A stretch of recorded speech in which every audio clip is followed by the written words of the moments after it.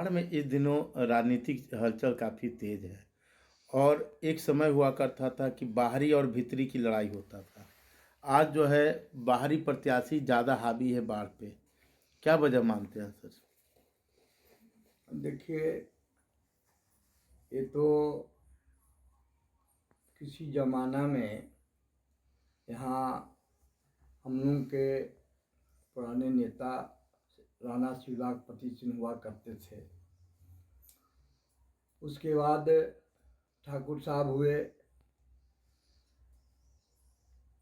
कई नेताओं ने यहाँ एक बाढ़ का निर्माण में और बाढ़ के अस्तित्व के निर्माण में उनकी अहम भूमिका रही है। और उस जमाना का जो राजनीति था, हम लोग भी अब लगभग 70 दशक के होने जा रहे हैं। उस जमाना में जो राजनीति था और अभी के राजनीति में बहुत कोई तुलना नहीं किया जा सकता है। न वैचारिक राजनीति का और न व्यवहारिक राजनीति का।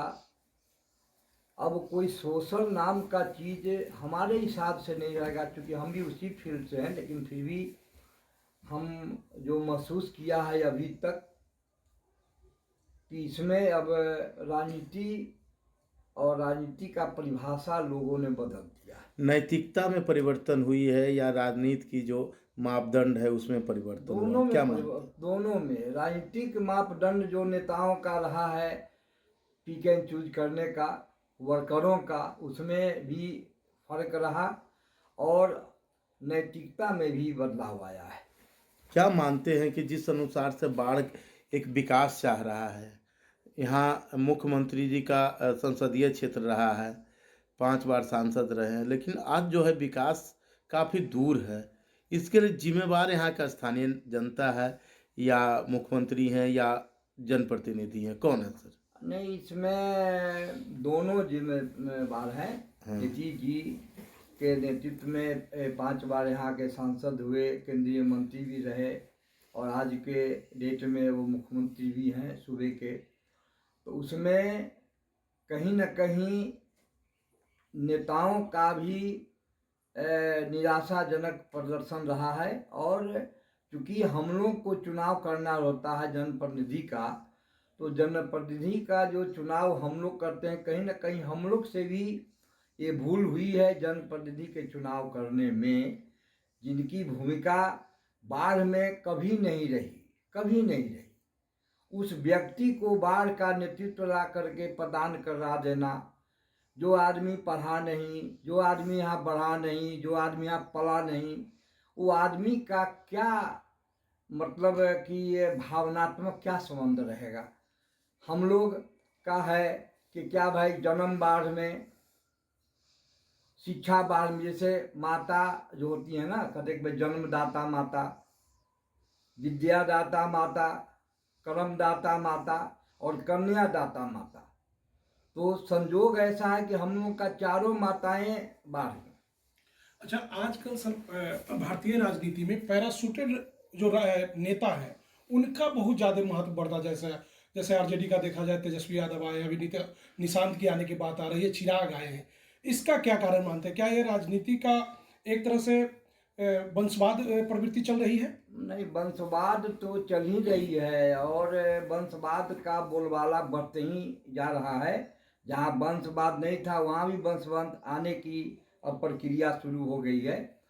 और वंशवाद के साथ साथ अभी जो राजनीति का आर्थिकरण हो गया।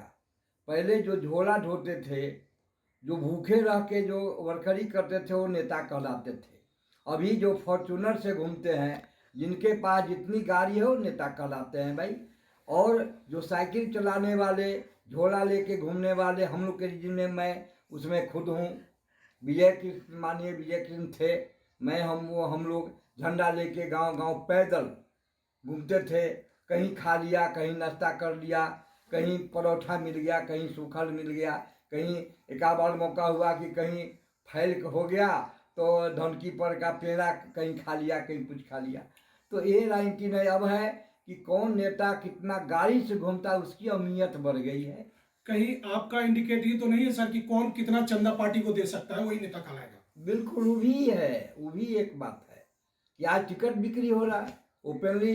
जब चुनाव हो जाता है तो लोग अपने में ही माथा फटोबल करते हैं कि फलाना आदमी इतना करोड़ रुपया दे करके, इतना 100 करोड़ रुपया दे करके कोई कहाँ चला गया, कोई कहाँ चला गया। ये ही फर्क पड़ा है।